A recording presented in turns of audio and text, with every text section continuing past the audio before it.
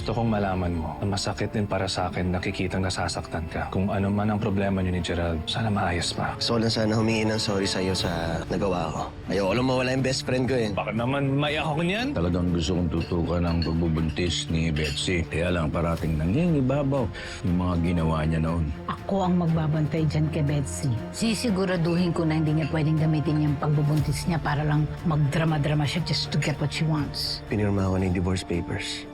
Gina, mahal na mahal kita. Pero kailangan ko na magpaalam. I promise kahit mahirap, I'll do my best to be mother and father to you. Maghihiwalay na talaga kami ni Gerald.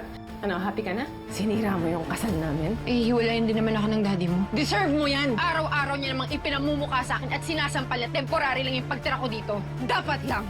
Kasi hindi ka naman magiging mabuting ina sa anak mo!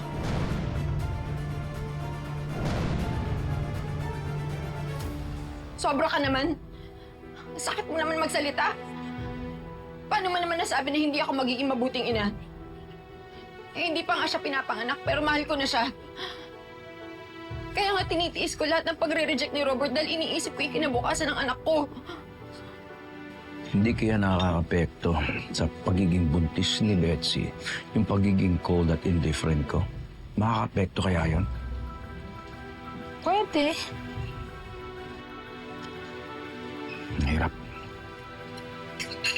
Alam mo, pagkatapos mong manganak, I hope you rot in hell sa pagsira mo sa pamilya ko! Tama na, Gina! Rinding-rinding na ako sa'yo! Sawang-sawa na ako sa panunumbat mo! Sawang-sawa na rin ako sa'yo! Betsy! Ano? Oh my God, dinudugo ka! Huh? Ah! Ah! Ah! Gina! Ano nangyayari sa akin? Ah! Ah! Ah! Yung baby ko! Yung baby ko! Yung baby ko!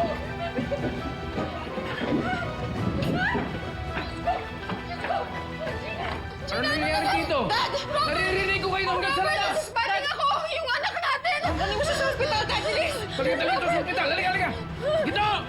Dito! Yung sasakyan! Handa mo! Dito!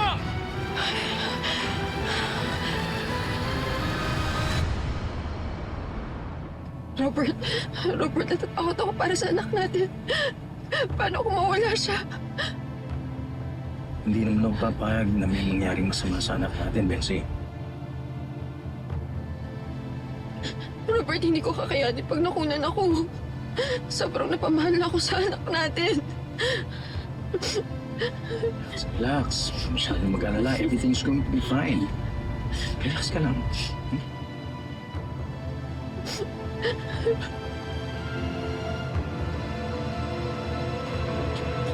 Dad! How is Betsy? May update na bang, doktor? Di ba sinabi ko sa inyo, huwag na kayong magpunta rito. I've been worried about her. Aminin mo nga sa akin, Gina. Nag-away ba kayo ni Betsy kaya siya nagsispotting? Hindi ko po sinadyang magtalo kami ni Betsy. I would never do anything to endanger her pregnancy. I'm sorry. Magdasal ka na walang nangyaring masama sa baby. Dahil kung hindi, ikaw ang pagbibintangan ko kung may mangyaring masama sa kapatid mo.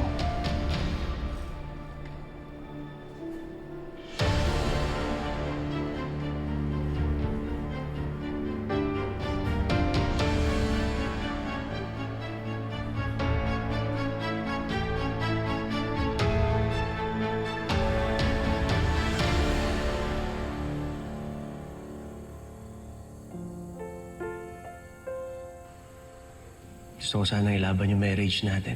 Kaso mo ang dami ng pangit na nangyari. At hanggang ngayon, nasasaktan pa rin kita dahil sa kasalanan ko. Nang tanging paraan lang para maitama ko yung pagkakamali ko. Ibigay yung freedom mo. What are you trying to say?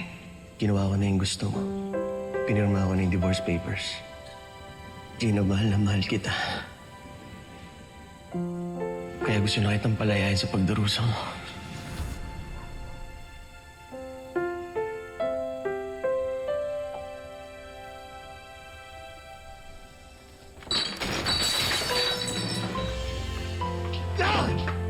Kasalanan mo to! Anak! Gago ka, Tay! Gago ka! Gago ka! Kuya, tama na yan! Ah! Tama na yan, kuya! Anak ko!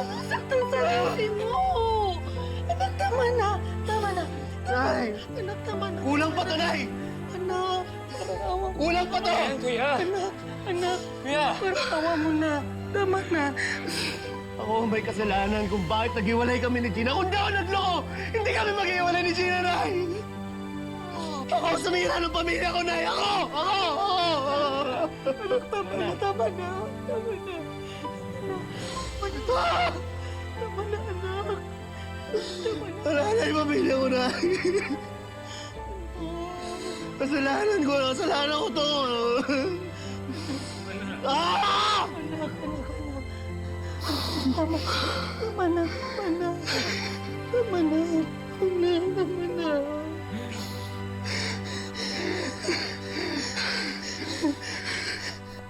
The spotting is likely due to stress na nag-spike ng cortisol levels. Wala namang na-detect na infection. Ang kailangan lang magpahinga at iwasan ng masyadong ma-stress. Pwede yun na siyang may uwi ngayon. Tama, Doc. Sige, ma-check pa ako na patient. Just call me kapag may problema ulit. Salamat. Thank you, Doc. Buti walang nangyaring masama sa baby.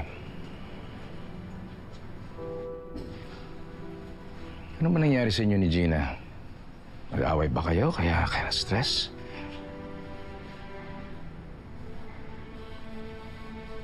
Ikaw ang nagpapasama ng loob ko, Robert. Kung itrato mo ko para akong surrogate mother ng anak natin.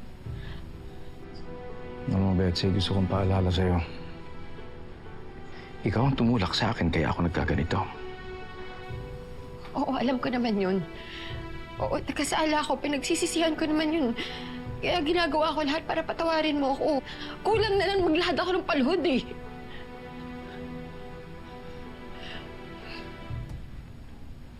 Pero sige. Sige, Robert. Mas mag-e-effort pa ako para patunayan sa'yo na deserve kong tanggapin mo ulit ako sa buhay mo.